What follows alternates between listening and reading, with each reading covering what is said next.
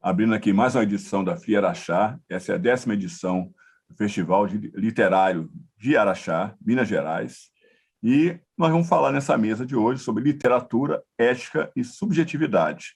E nossos convidados não poderiam ser, né, essas pessoas maravilhosas, os melhores que a gente podia conversar hoje, que é a doutora Flávia Martins de Carvalho. Muito prazer, seja bem-vinda a essa estreia sua aqui na FLI Araxá, e o nosso amigo, escritor, roteirista, enfim, advogado, premiado, Paulo Scott, né?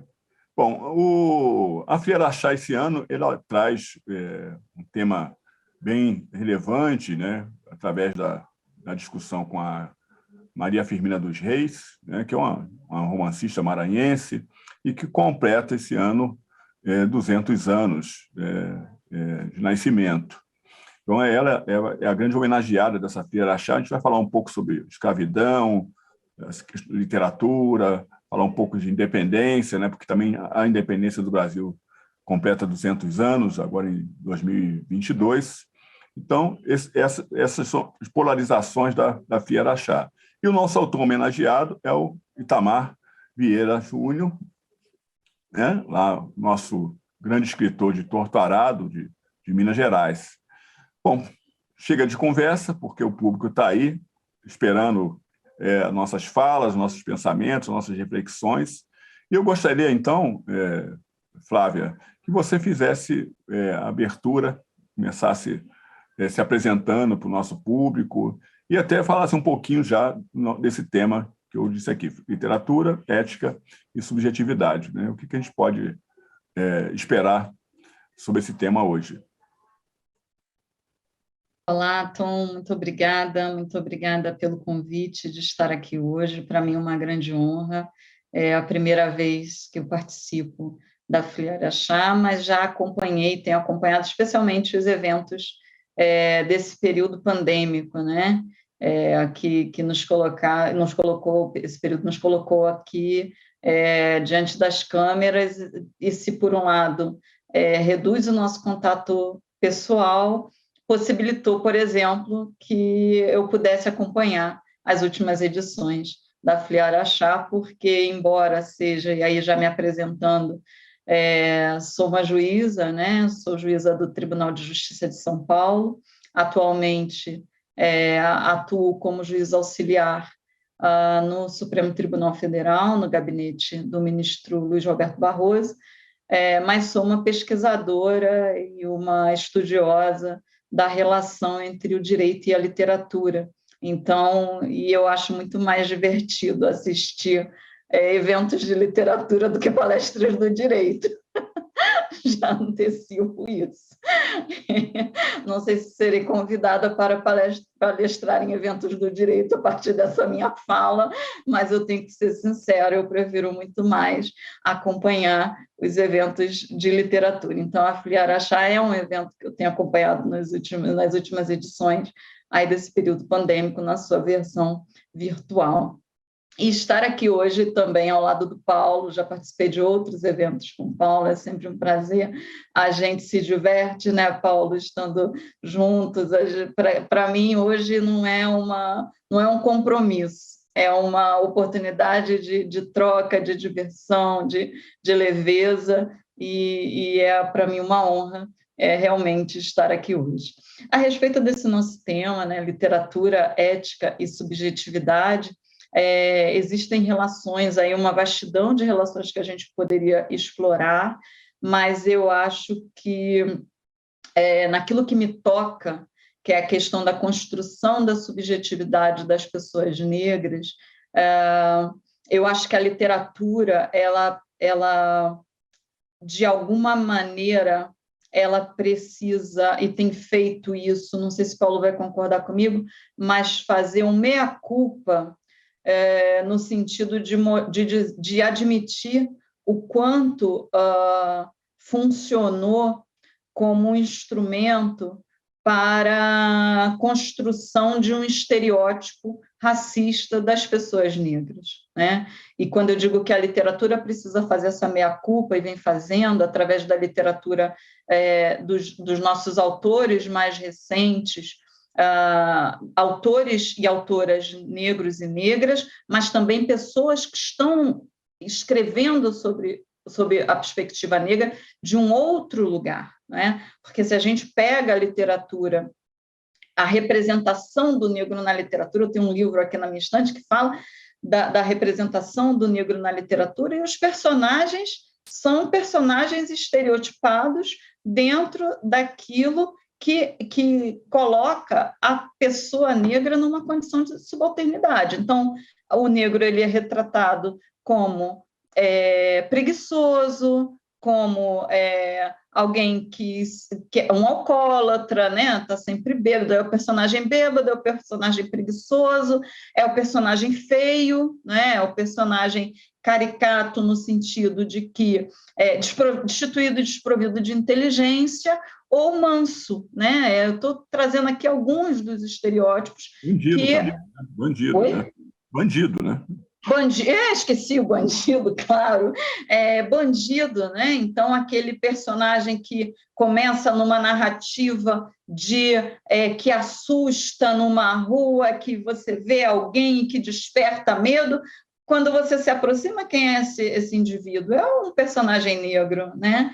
Então, a literatura, ela contribuiu muito para essa condição de subalternidade das pessoas negras, na construção desse imaginário, mas também na construção da subjetividade. Eu conversava com o Paulo do quanto a pior parte disso é quando nós, pessoas negras, assimilamos isso como verdadeiro, né? E aí você vai ler um conto, vai ler uma narrativa, um romance, e a mulher desejada nunca é isso aqui que vocês estão vendo, né? Nunca é uma mulher negra. A mulher bem-sucedida, a mulher que passa a história toda e que no final tem direito a um final feliz, nunca é uma mulher negra, né? Ela não é a mulher desejada, ela não é a heroína, ela não é a que vence no final, ela não é a protagonista, ela não é a protagonista da história, né? E quando você vem com uma Carolina Maria de Jesus e que ela é a protagonista, isso é muito diferente, porque as mulheres negras não protagonizavam as nossas narrativas literárias, né? Elas estavam sempre ali naquele espaço da cozinha. E isso, falando um pouco da questão ética, por isso eu chamo aqui a necessidade de uma meia-culpa da literatura. O quanto a literatura teve um papel de reforçar esse lugar e de colocar as pessoas negras numa condição de aceitação desse lugar como sendo lugar, né? Que, na verdade, é o não lugar, o não lugar. Que olha, não tem espaço para você para brilhar na história, não tem espaço para você para ser personagem principal, né? Não tem espaço para você contar, nem para você contar a sua própria narrativa, porque na literatura também nós temos aí, na trajetória das obras em que os personagens negros aparecem, eles sequer contam a própria história. Claro que você vai ter uma ou outra exceção, mas não é um movimento. Hoje, a literatura, através de diversos autores, como Paulo, a própria Conceição, o Jefferson Tenório, enfim, nós temos a Helena Cruz, enfim, nós temos muitos autores e muitas autoras hoje que vêm colocando personagens negros não estereotipados e como protagonistas, contando as suas histórias, as suas narrativas, as suas realidades de um lugar que não é esse lugar ideal, né?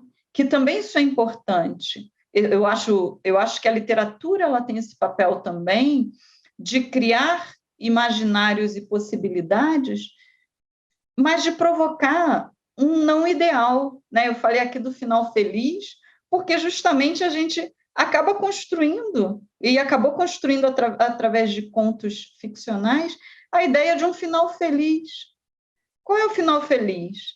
A gente não está tendo direito nem a ter final, que dirá final feliz, né? Então, Então, está assim, sendo interrompido, né?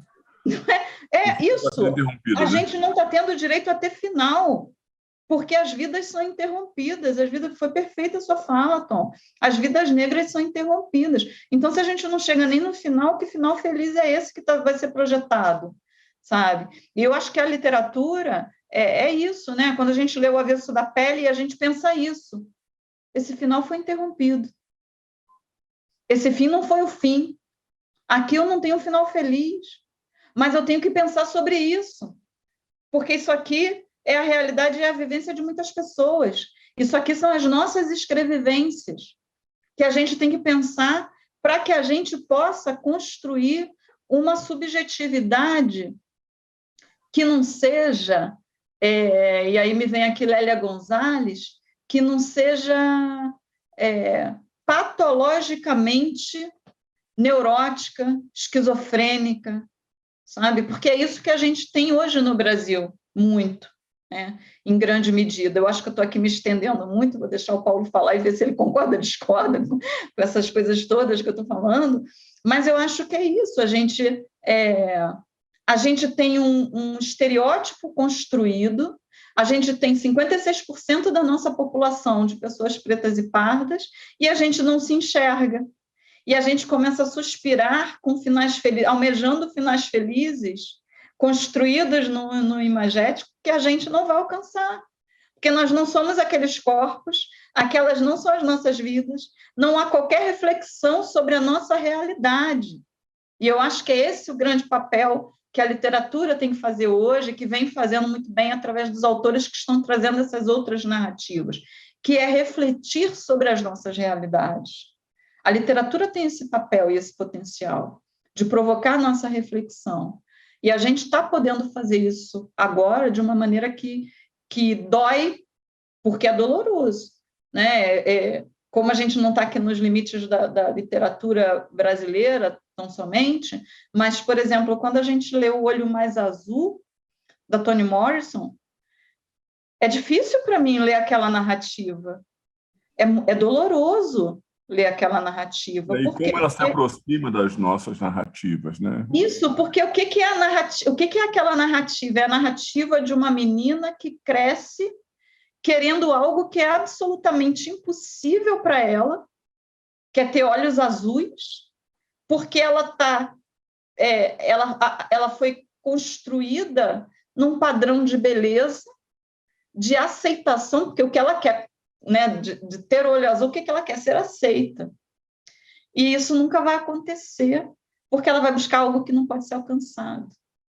Então, aquilo me dói, por quê? Porque eu fui essa menina negra que simplesmente não tem referencial, né? O meu cabelo era ruim, o meu nariz era grande, né?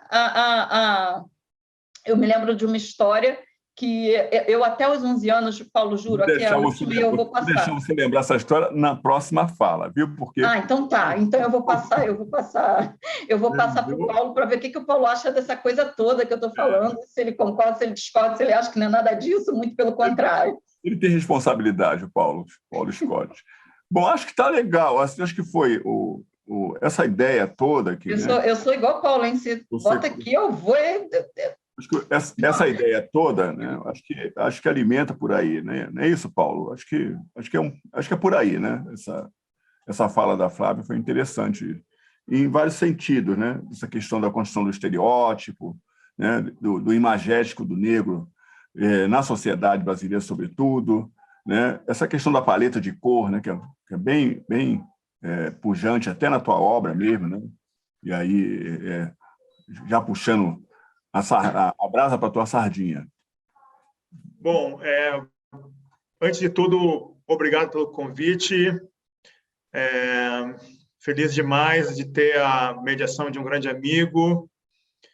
Feliz demais de poder conversar com uma querida amiga, grande amiga. Então, é um encontro muito especial para mim. E não tenho dúvida que, do ponto de vista da FLI Araxá, é também um momento singular, porque nós temos aqui duas pessoas que são do direito e pensam direito e literatura. Eu não sei se em algum momento neste festival, nessa festa literária, houve uma reflexão dessa forma, em que, de alguma maneira, nas entrelinhas, fica pulsando a interdisciplinariedade entre direito e literatura, quando se elege a ideia de literatura, subjetividade, ética. Essa amarra não evidenciada, ela é, digamos assim, essencial na reflexão, e por isso eu reconheço uma oportunidade única de reflexão e de afeto nesta noite. Não tenho dúvida que... bom, eu vou colocar de outra forma. Se o meu engajamento cidadão e cultural puder expressar algum peso, eu tenho certeza que Flávia será futura ministra do Supremo Tribunal Federal, e tenho certeza que Tom Faria será o futuro presidente dessa Academia Brasileira de Letras, que é já tão permeada por pessoas que têm um olhar mais de renovação, mas que precisa, em termos objetivos, se renovar ainda mais. Então, já que conversamos com pessoas do futuro, eu faço votos que essas minhas previsões se realizem. Eu imagino que, quando se fala de literatura, ética e subjetividade, na produção brasileira contemporânea, nós temos um espaço completamente inédito e revolucionário na maneira de ler a produção brasileira literária, e isso digamos assim, inédito e transformador, porque se possibilita, dentro das mediações hoje descentralizadas, operadas pela revolução tecnológica, que abre em canais de YouTube, Instagram, uma nova dialética de abordagem e de leitura do que é produzido no país. Existe uma combinação de fatores que acarretam um amadurecimento na maneira como a literatura brasileira é produzida, como ela é recepcionada. Então, eu imagino que, quando falamos de ética, nós colocamos uma possibilidade de reconhecimento de uma voz que antes era destinada ao esquecimento, à invisibilidade, mas, mais do que isso, minha cara Flávia, à eliminação. Então, nós temos hoje um protagonismo inédito, que é indígena, que é feminino, que é negro, e essa potência e essa quantidade inédita, ela se combina também a uma percepção inédita da qualidade e da repercussão e da verdade ficcional contida nesse universo. Então, na relação com o direito, e também que é um espaço de linguagem, porque literatura é linguagem, mas o direito também é linguagem, a linguagem do ideal, como Flávia muito bem destacou, né, do dever ser, ele é uma linguagem que, no aspecto ético, ela acaba sendo muito insuficiente, né? No compromisso de realização da justiça, porque é um espaço condicionado por pessoas brancas, de uma elite, raramente vindas, né, de um contexto de pobreza, raramente vindo de um espectro que não seja branco, e que acaba sendo uma formulação de constituição de uma máquina de violência, de atraso, de manutenção da desigualdade. Então, o direito, que naturalmente é limite, no caso do direito brasileiro, ele é um limite perverso. O direito brasileiro, como a educação brasileira, é perverso. E nesse jogo, sob a perspectiva da régua ética, a literatura é uma revolução porque ela contempla vozes e protagonismos que, nesse momento, ainda são minoritários, não é?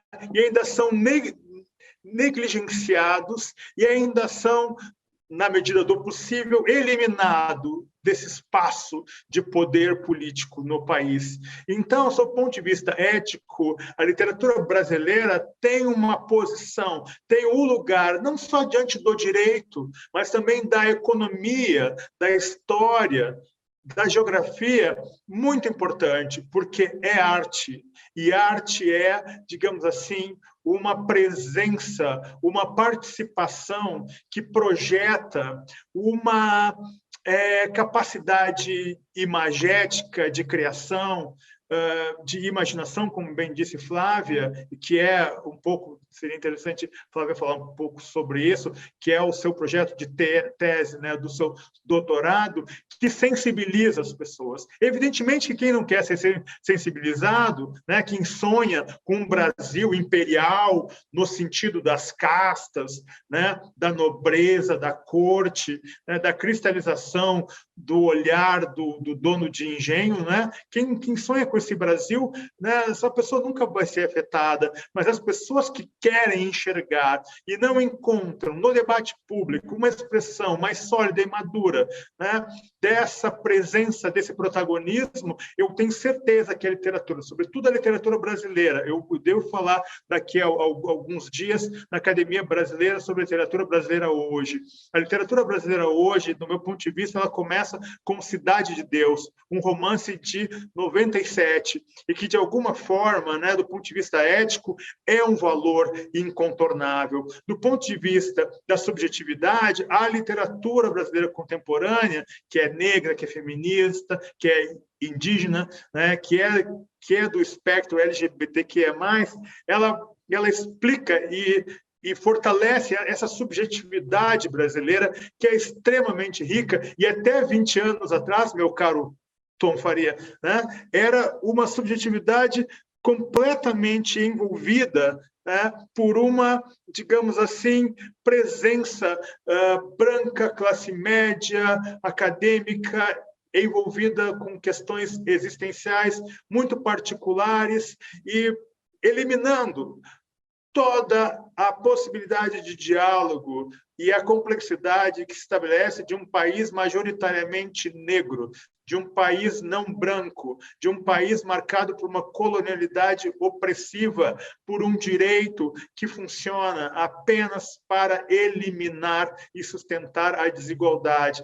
Então, eu fico muito entusiasmado de estar aqui, Flávia, e poder, digamos assim, inclusive colocando a perspectiva desse grande intelectual brasileiro, né, que é você, Tom, né, como vocês organizariam esse momento, né, diante do grande desafio institucional brasileiro, né, que é tão contaminado por uma lógica escravagista, de desigualdade, de eliminação. A nossa solução civilizatória, do ponto de vista de um indígena, ela é originalmente protofascista, né? A gente fala do protofascismo, né? Mas isso parece que está na inércia brasileira. Como é que você vê isso, Flávia? E como é que você vê isso, meu caro Tom? Rapaz, quanto desafio nas tuas falas aí, e da própria Flávia, né, nesse contexto, porque como ali... Quer dizer, a Fli Araxá está buscando, né, esse diálogo nessa edição, né, essa 10ª edição, que é uma data redonda, é uma data realmente para a gente festejar esse evento desse ano. Porque a gente busca um pouco, né, esse ideário de independência, né, entre aspas, né, quer dizer, independência para quem, né, até onde você tem independência, né? E democracia para quem, né? Um pouco por aí, né? Você vê aí, né? O próprio lema da bandeira, né? Ordem e progresso, né? Em si, né? Nada mais positivista do que isso, mas dentro de um positivismo de cima para baixo, né? E sempre de cima para baixo, né?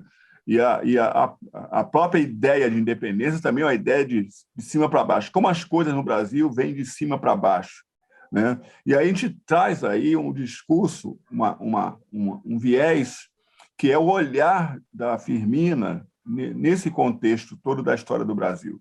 Quer dizer, o quanto essa mulher foi revolucionária ao publicar em 1859 um livro, que é o Úrsula, né? Que exatamente, Flávia, traz voz, né? Coloca o negro como protagonista de uma história no Brasil, né? Isso, uma mulher negra, quer dizer, que quebra esse paradigma, né? Essa ousadia. Ela foi até ameaçada à época, né? Mas, enfim, quebrou bastante esse paradigma, né? De que a mulher, sabe, é sexo frágil, a mulher tem que ficar em casa, aprender corte e costura, servir ao marido, né? A Firmina foi exatamente o oposto disso. E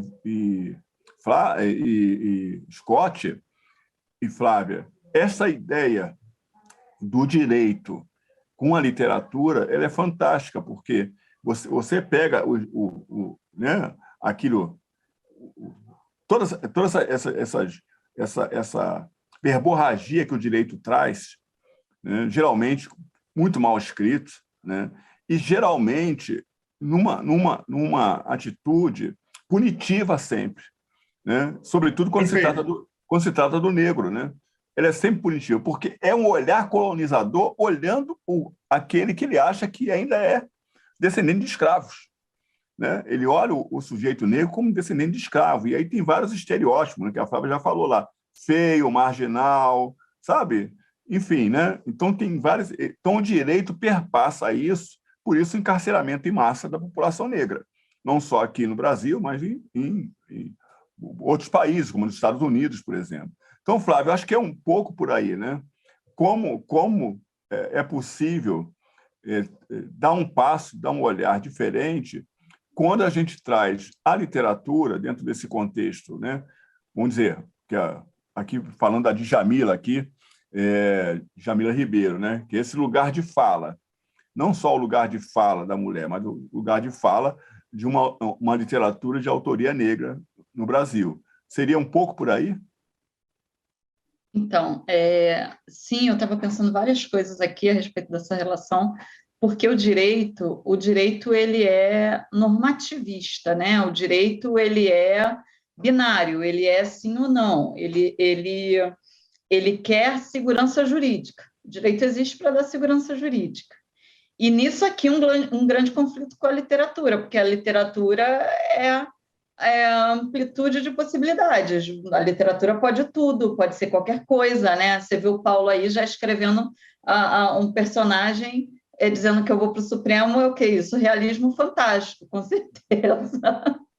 É alguma coisa. Você para o Supremo e eu para a academia. É muito realismo fantástico. Ele está agora treinando realismo fantástico, então está elaborando os personagens assim. Mas, brincadeiras à parte, o direito é isso. Ele quer uma segurança jurídica. Tem uma questão no próprio desenvolvimento do direito, da história do direito, que o direito sempre existiu para proteger propriedade.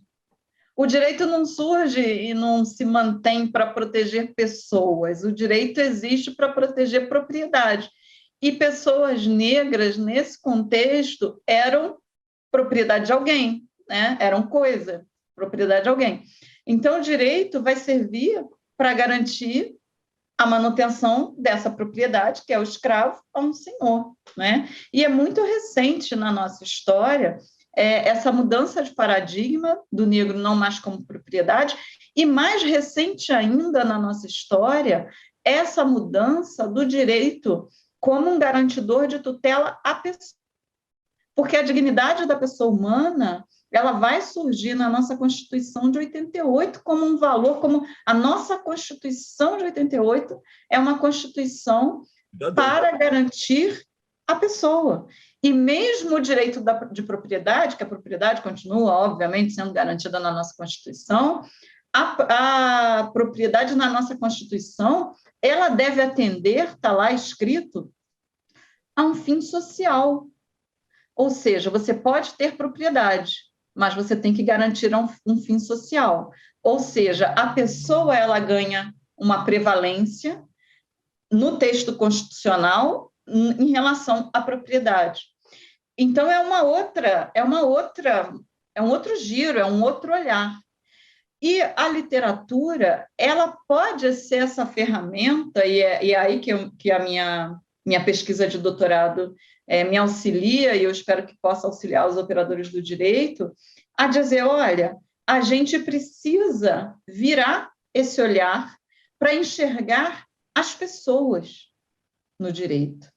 Como é que a literatura vai sensibilizar, vai trazer pessoas em suas histórias reais, ou que minimamente... Pode falar. Não teria uma provocação, a literatura não é uma coisa bem provocativa desse contexto? Sim, porque a literatura ela não vai te dar segurança jurídica nenhuma. Não tem compromisso, né, com isso. Não, ela não tem compromisso com nada. Não, e tanto que muitos personagens que são contrários ao sistema e contrários à lei é que são os personagens com os quais nós nos identificamos.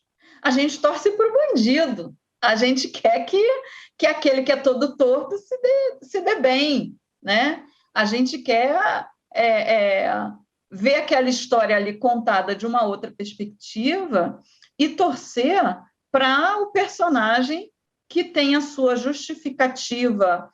Justificativa talvez não seja a palavra certa, mas é que eu paro de olhar para o momento em que o processo chega para ser julgado, narrado e contado como a história de alguém que violou uma propriedade, por exemplo, para olhar a história de alguém que nunca existiu para o direito. Não existiu para o direito, mas pode existir para a literatura. E aí essa existência que passa a surgir na literatura, eu começo a ver de uma outra forma. E aí fica óbvio que eu crio um desafio para o direito muito grande. Porque se o direito olha para essa pré-existência, né, vamos dizer assim, olha para essa pessoa, aí o direito já não consegue mais dar uma resposta normativa, binária, dentro de um quadradinho, e essa segurança jurídica ela começa a se fragmentar. Mas isso precisa ser feito, porque o modelo que nós temos hoje é um modelo que está deixando um monte de gente fora da tutela do direito. Então, o direito está existindo só para uma parcela, que é a parcela do mundo ideal, dos protagonistas que estão num modelo de história eurocêntrico. Mas, o direito está atendendo a essa comunidade, né? Mas, Flávia, isso vem dessa ideia colonial que nós temos, né?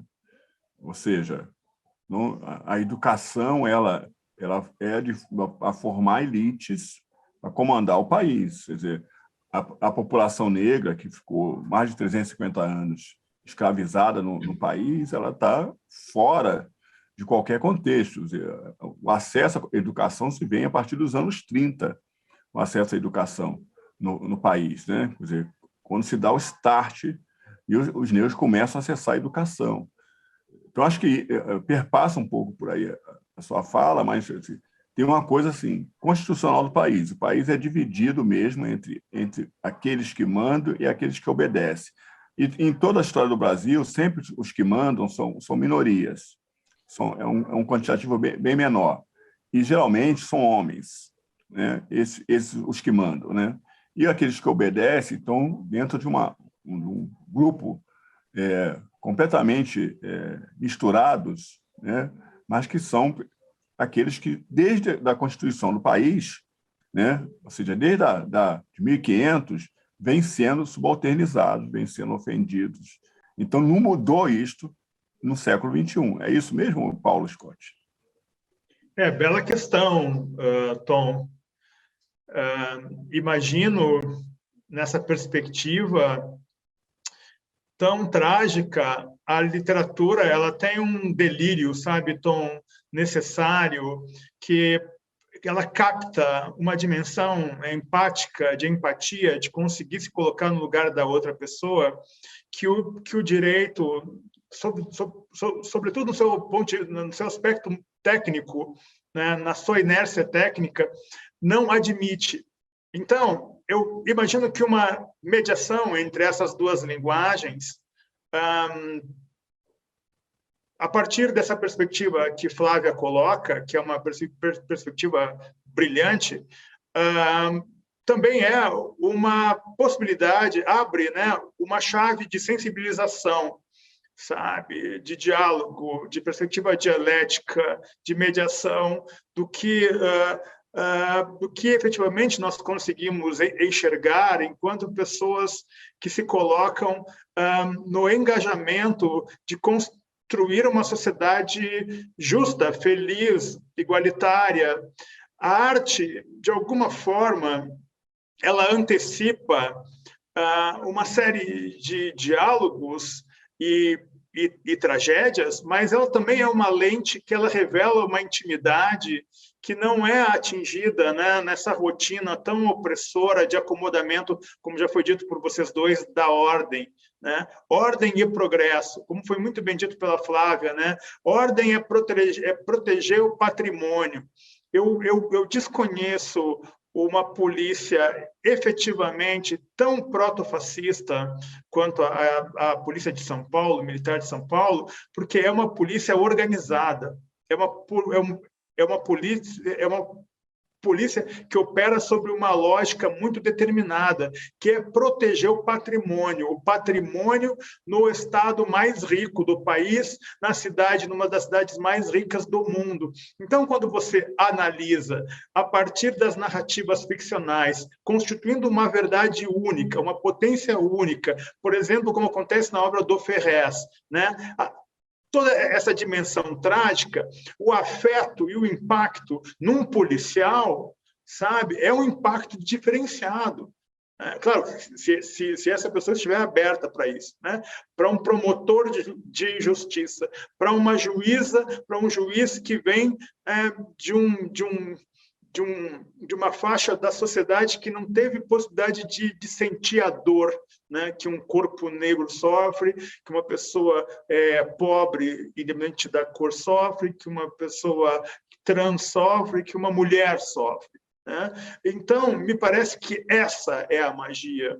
E isso faz parte de um letramento da busca, sabe?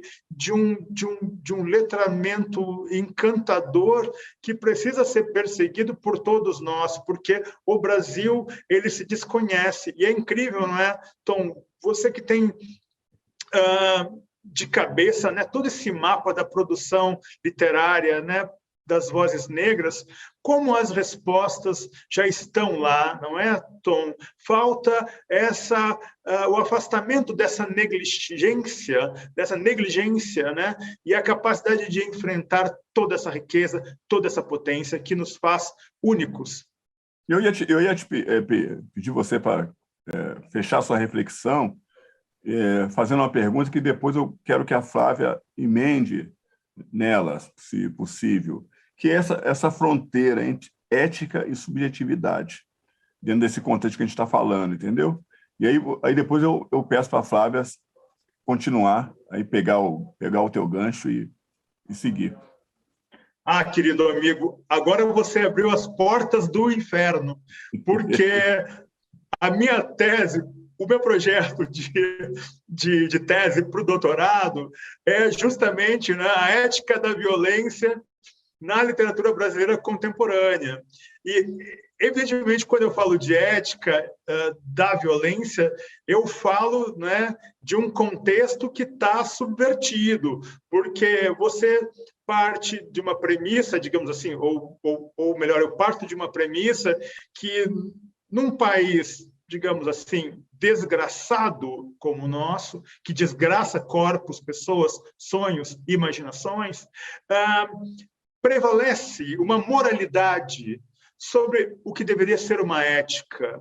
E aquilo que Flávia disse muito bem, e que nós trabalhamos quando percebemos, né, a questão do estigma.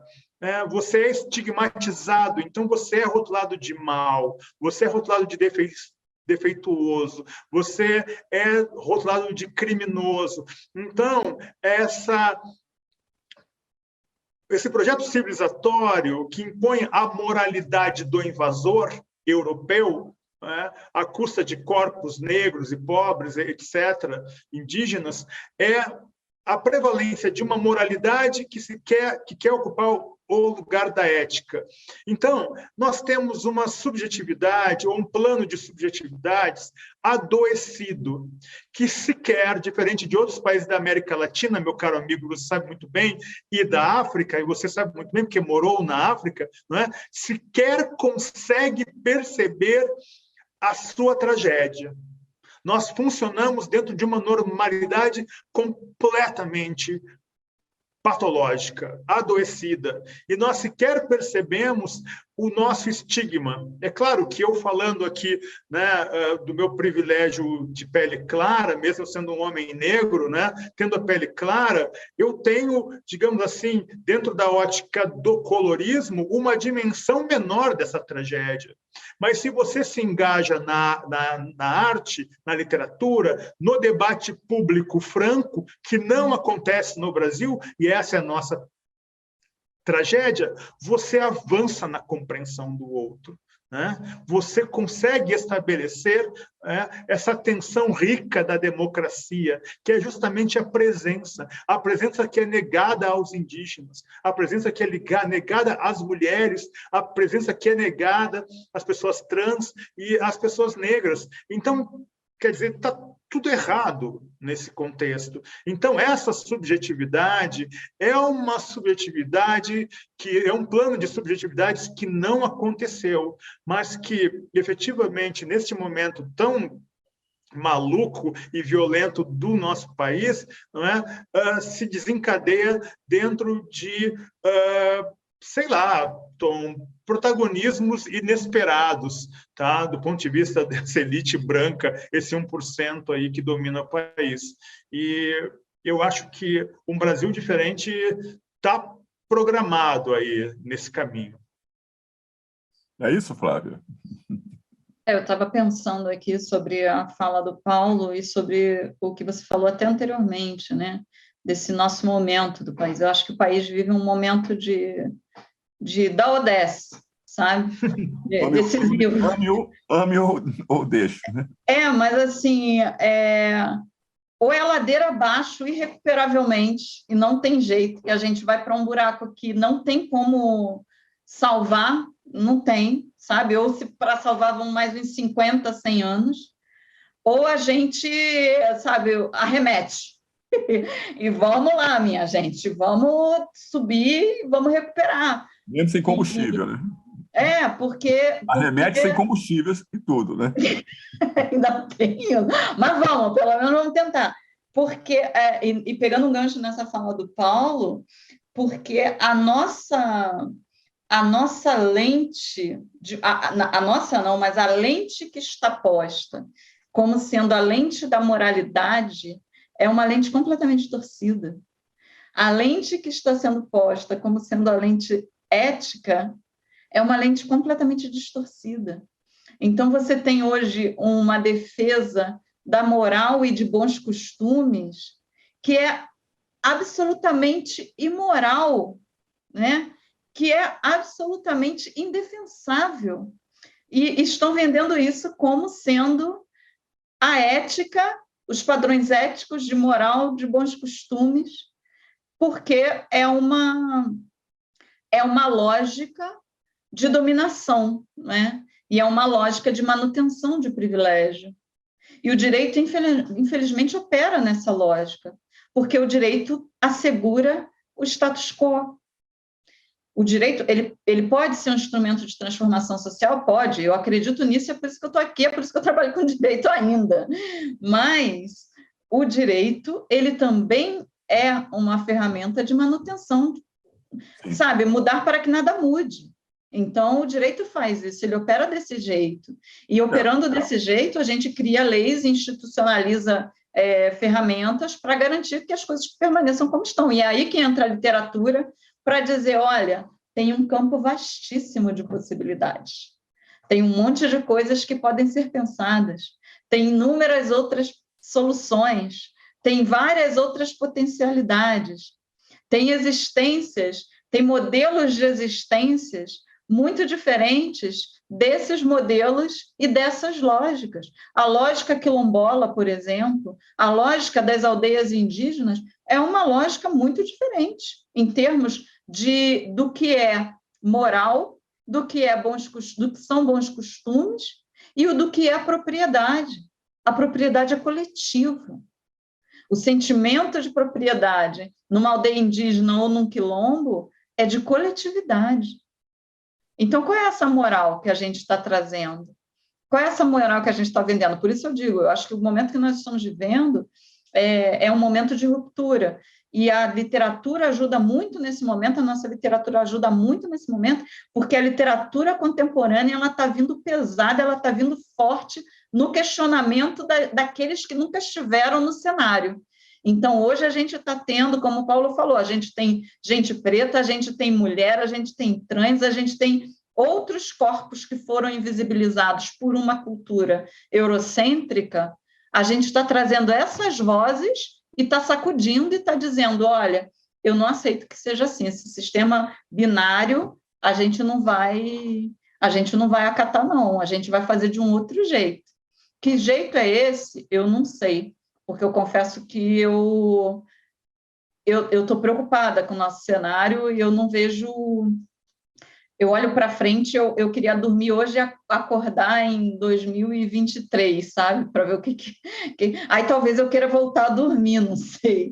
Mas eu tenho esperança. Fala, Paulo, fala. Seu microfone é fechado. Eu queria até fazer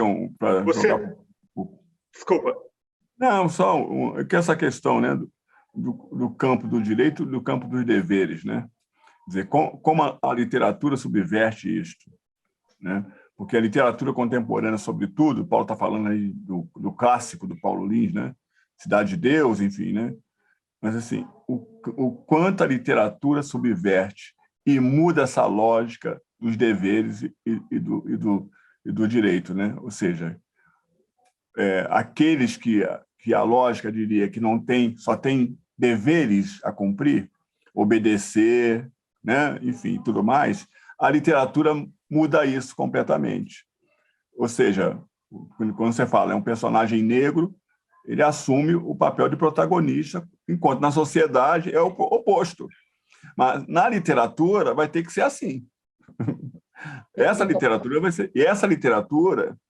né, está prevalecendo cada vez mais no que o Paulo Scott escreve, no que a Conceição Evaristo está escrevendo, no que a Eliana Alves Cruz, Jefferson Tenório, Itamar Vieira, né, Júnior, Giovanni Martins, sabe, Miriam Alves, muita gente. Cidinha. Oi? Cidinha da Silva. Cidinha da Silva. E assim, é tanta gente, né, Paulo? Olha, Martins, né, Paulo? Só não publica, mas escreve.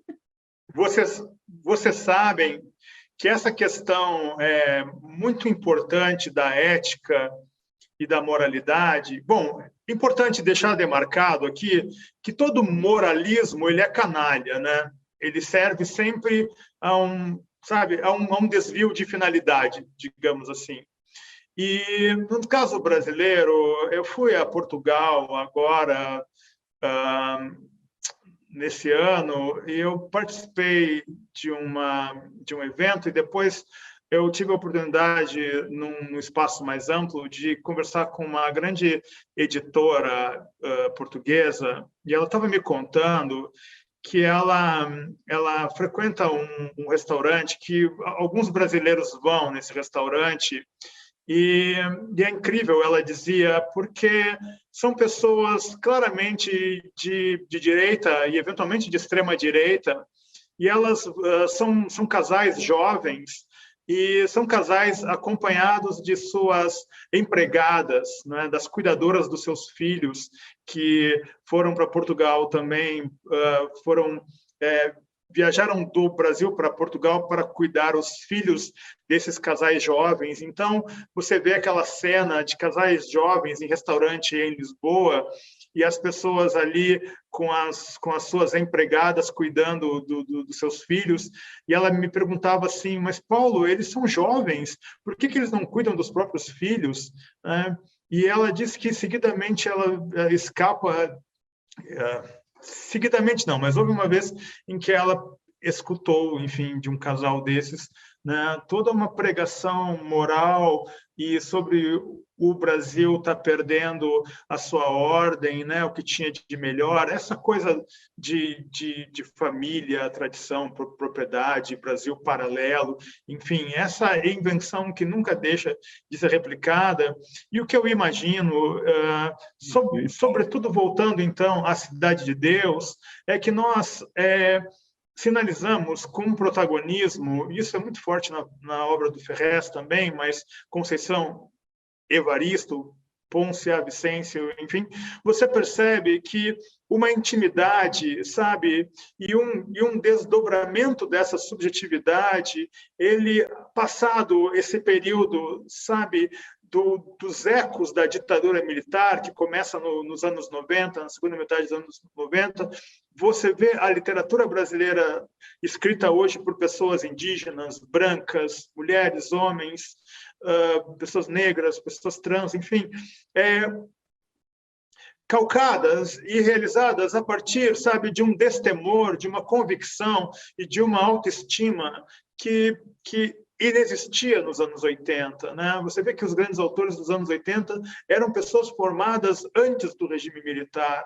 Então, me parece que essa expressão, ela organiza, do ponto de vista ético, sabe, como você bem disse, Tom, elementos que possibilitam, sabe, encontros e entendimentos. Se você pegar um autor que eu amo, que é o Graciliano Ramos, você vê que o Graciliano, no alto da genialidade dele, e o William Faulkner também é muito parecido com ele nesse sentido, né? Ele se esforça para avançar, não é, Tom e Flávia? Mas ele não conseguia entender, né? Porque o seu tempo, né, o debate público do seu tempo não possibilitava para ele entender, né, qual a extensão da tragédia brasileira, né, e esse protagonismo das outras pessoas indígenas, né, pobres, enfim, pobre que ele era, de certa forma, em algum momento da sua vida, mas, enfim, pessoas negras. Né? Então, esse é um momento muito rico, causado em decorrência, né, da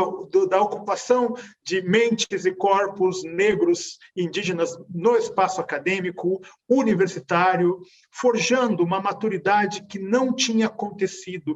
Então, eu sou muito otimista, não quanto às respostas, porque eu acho que a grande arte, ela não traz resposta, ela não restaura, sabe, um conforto, ela produz perguntas, ela produz inquietação, e nesse sentido, eu acho a literatura brasileira contemporânea muito bem resolvida. Entendi. Até você tocou num ponto, né, que é bem importante isso aí, dessa questão da... Né, nós estamos aí também no ano do centenário da Semana de Arte Moderna, né, e isso também está muito imbricado nessa presença do negro na Semana de Arte Moderna, né? Quer dizer, o quanto tiveram papel, ou de uma forma muito subreptícia, digamos assim, né? Mas como personagem de poemas, de textos em prosas ou romances. Tem ali o Macunaíma, do Mário de Andrade, que é também um homem negro, né? Mas, assim, o Graciliano, quanto ele tinha ele falava que era um antimoderno, mas o quanto ele tinha de altamente moderno, né? Porque é muito, muito corajoso, né? Quando ele dizia que a literatura, o romance dos anos 30, enfim, estava perdido, e dos anos 40, e aí falava de Zé Lins do Rego, né? Que se perdeu no romance, porque não pode, a literatura não pode inventar, isso que eu estou querendo dizer.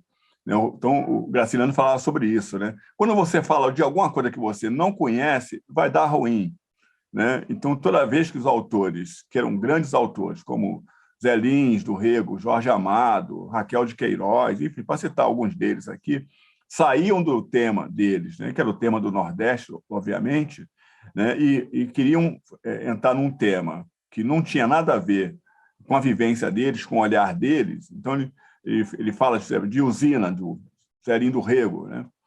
Que fala sobre a questão da prisão. Ele falou, mas o cara nunca foi preso. Como é que ele vai conseguir passar essa emoção do que é uma prisão se ele nunca esteve lá, entendeu? Como é que ele pode escrever sobre a Suíça se ele nunca foi à Suíça? Então, assim, um pouco dessa natureza que, às vezes, a gente encontra na literatura. E aí está bem no campo dessa ética, viu, Paulo e Flávia? Ou seja, as pessoas estão falando de coisas que não viveram, sobretudo quando falam da questão negra no país, sobretudo quando falam, né, da escravidão no país, né? Então, uma coisa assim, você tem um grupo, né, que escravizou alguém lá atrás da história e tem um grupo que foi escravizado por alguém da história. São histórias diferentes. Essas linhas nunca vão se bicar. Elas vão ser sempre uma linha paralela e na mentalidade, no DNA de cada um, tem um que oprimiu, escravizou, e outro que foi oprimido e foi escravizado. Então, assim, quando a gente lê algumas coisas, dá até pavor.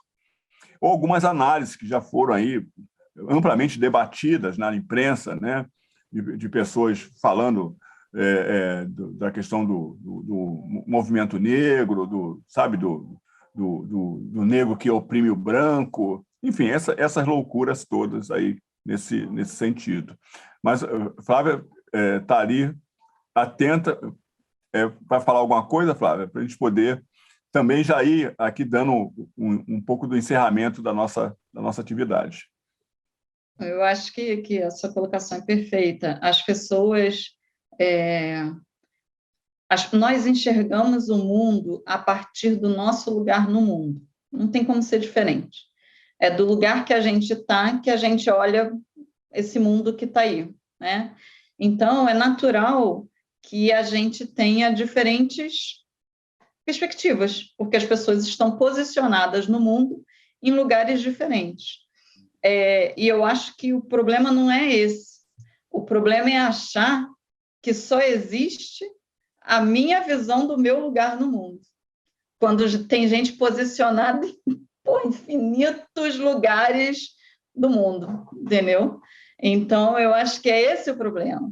E quando eu assumo que a única possibilidade é a partir daquilo que eu enxergo no meu lugar no mundo, eu elimino muitas outras visões de mundo e muitos outros problemas, muitas outras circunstâncias, muitas outras vivências.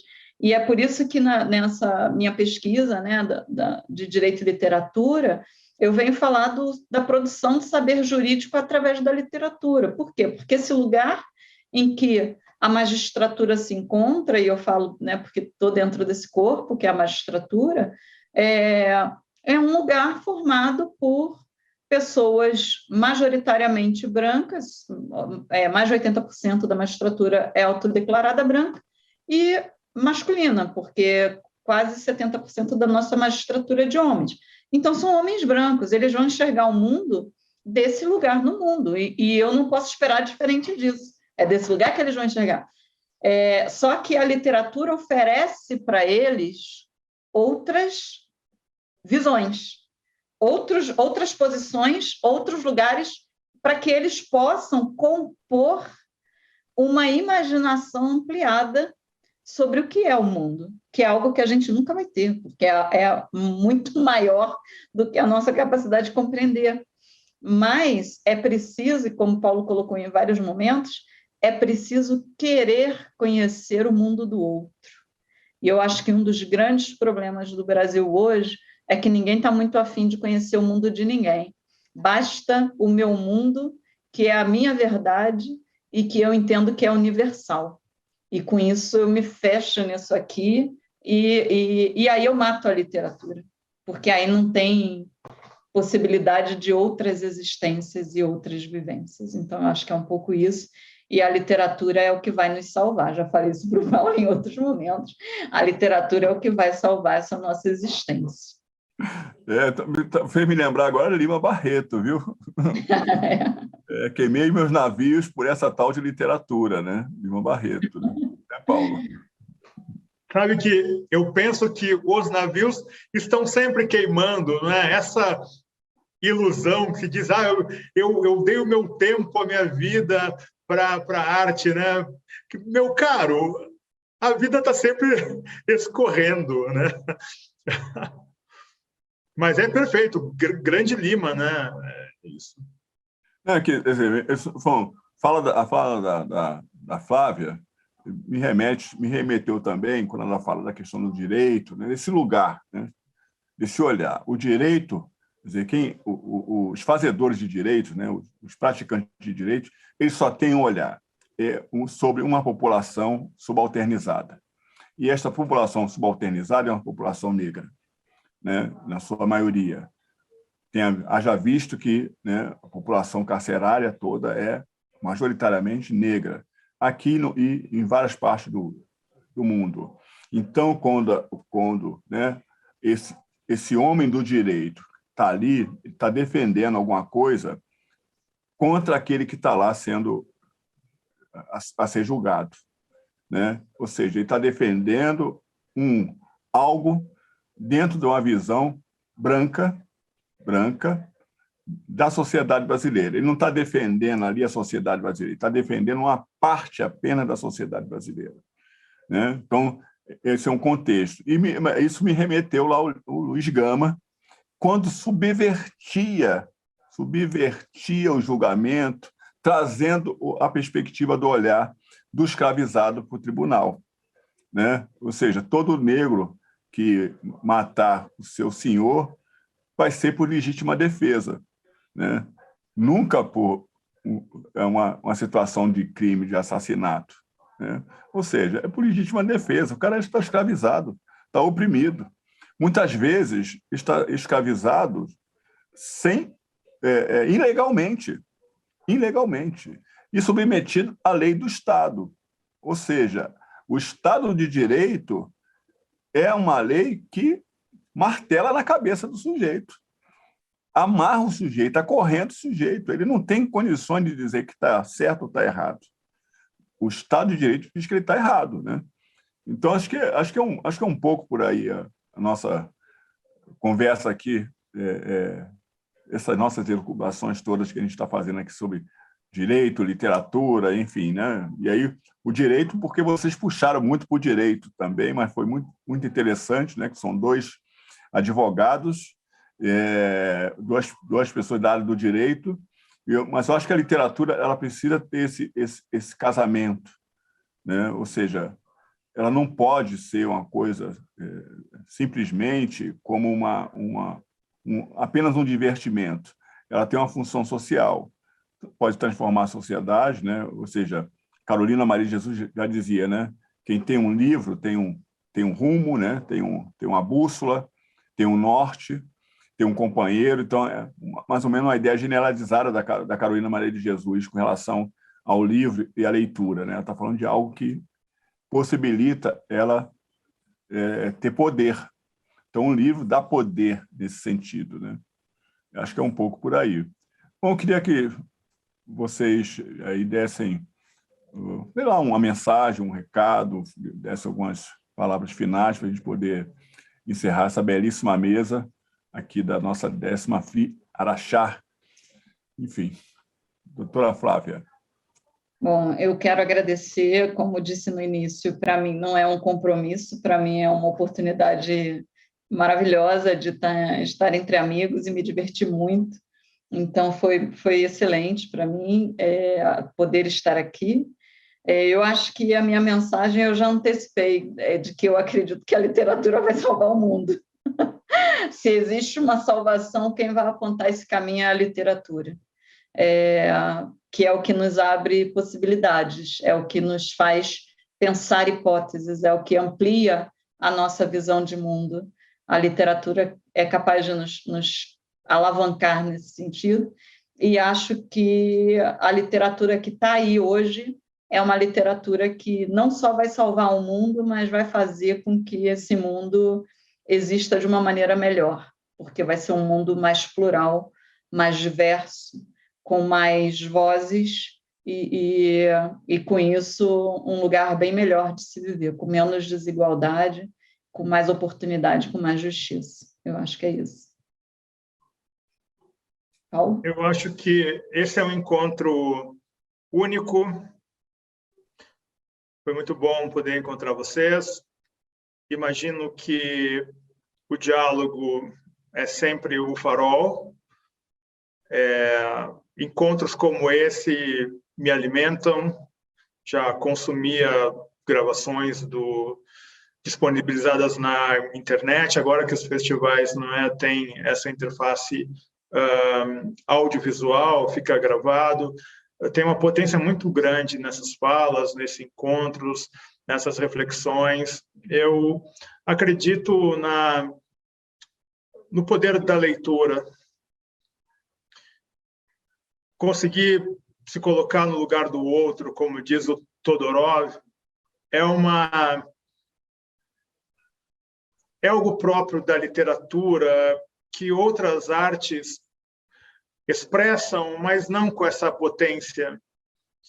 E imagino, eu que convivo bastante com audiovisual, cinema, enfim, teatro, palco, eu sempre vejo que retornamos à poesia e a gente retorna a essa maquinação mental que se possibilita na imaginação a partir da linguagem e do descobrimento da linguagem.